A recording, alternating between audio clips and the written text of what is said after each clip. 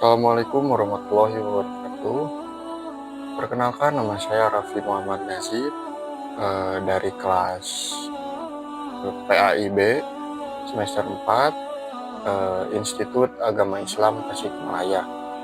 Di sini saya akan membahas sebuah fenomena ataupun penyakit masyarakat yang ada di Kota Tasikmalaya ini. Dan fenomena tersebut adalah fenomena LGBT di Tasikmalaya, tapi dengan konteks perspektif sosiologi agama dan solusi sosial. Tasikmalaya, kota yang dikenal dengan julukan kota santri, telah lama menjadi simbol kekuatan agama Islam dan budaya pesantren. Identitas religius ini begitu melekat dalam kehidupan sosial masyarakat. Namun, seperti kota-kota lain di Indonesia, Tasikmalaya juga tidak lepas dari pengaruh globalisasi, perubahan sosial, dan kemajuan teknologi. Salah satu fenomena yang mulai muncul di balik kehidupan sosial yang religius ini adalah keberadaan sebuah kelompok LGBT, lesbian, gay, biseksual, dan transgender. Itulah singkatannya. Meskipun fenomena LGBT di Tasikmalaya ini belum terlihat secara terang-terangan, namun keberadaannya mulai dirasakan nih, melalui media sosial, aplikasi kencan, komunitas daring yang bersifat tertutup. Individu LGBT mulai mencari ruang untuk mengekspresikan diri. Hal ini kemudian menimbulkan reaksi keras dari sebagian masyarakat, terutama dari kalangan yang religius, yang menganggap bahwa LGBT sebagai ancaman terhadap norma dan tatanan moral yang berlaku. Dalam konteks masyarakat yang menjunjung tinggi nilai agama, tentu keberadaan LGBT dianggap sebagai penyimpangan. Namun dalam sosiologi agama, kita diajak untuk tidak hanya melihat dari sisi hukum agama secara normatif gitu, melainkan memahami fenomena ini secara sosial, struktural, dan fungsional.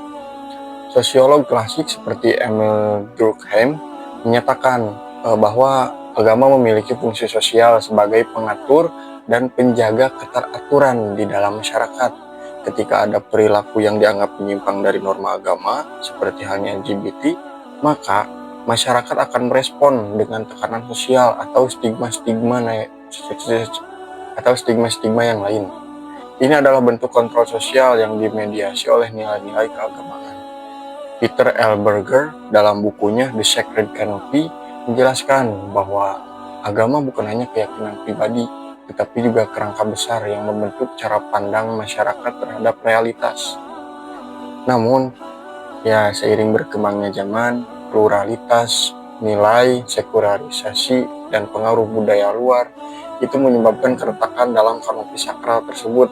Dalam situasi ini, keberadaan LGBT menjadi bagian dari realitas sosial baru yang sulit diterima oleh kerangka religius tradisional.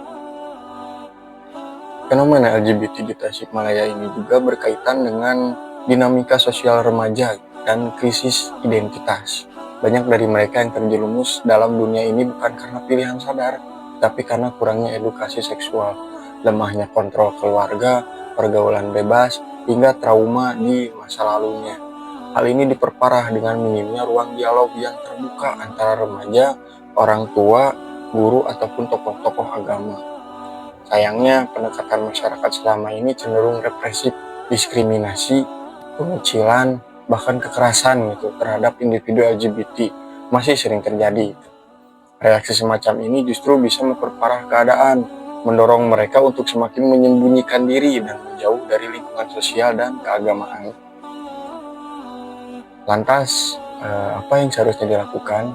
Nah, bagaimana solusi sosial yang bisa ditawarkan tanpa mengabaikan nilai agama yang dipegang teguh masyarakat Tasikmalaya ini? Pertama, itu perlu ada pendekatan yang lebih edukatif dan humanis. Lembaga pendidikan dan keluarga harus menjadi tempat yang aman dan terbuka bagi anak-anak untuk bertanya dan memahami identitasnya. Saya ini laki-laki atau perempuan. Pendidikan agama tidak boleh hanya berisi perintah dan larangan, tetapi juga membentuk empati, akhlak, dan kedewasaan dalam menyikapi perbedaan. Lalu yang kedua itu ada peran tokoh agama sangat penting untuk memberikan pemahaman yang lebih mendalam dan seimbang. Alih-alih pemuka agama hanya mengutuk, para ustadz, kiai, dan pendakwah itu bisa mengambil peran sebagai pembimbing rohani yang membuka ruang tobat dan rehabilitasi sosial bagi mereka yang ingin berubah.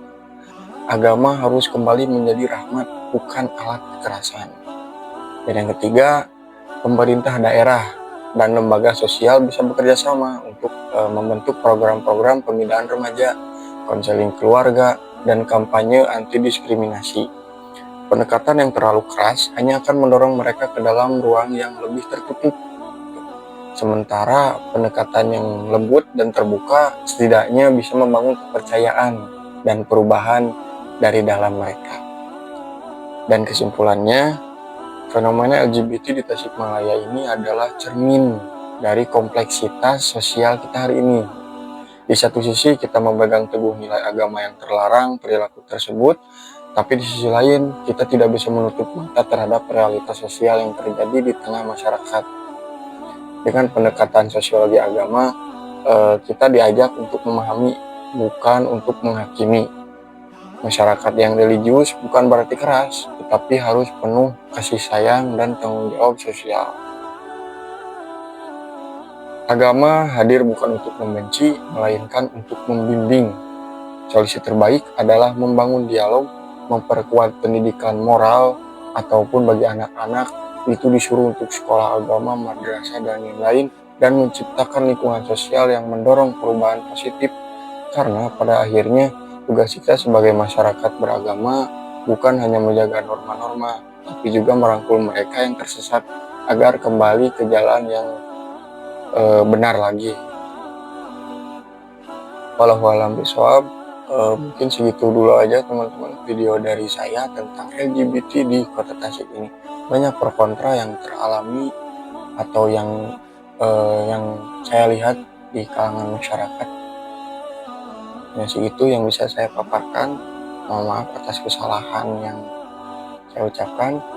Wabillahi taufiq wal hidayah. Assalamualaikum warahmatullahi wabarakatuh.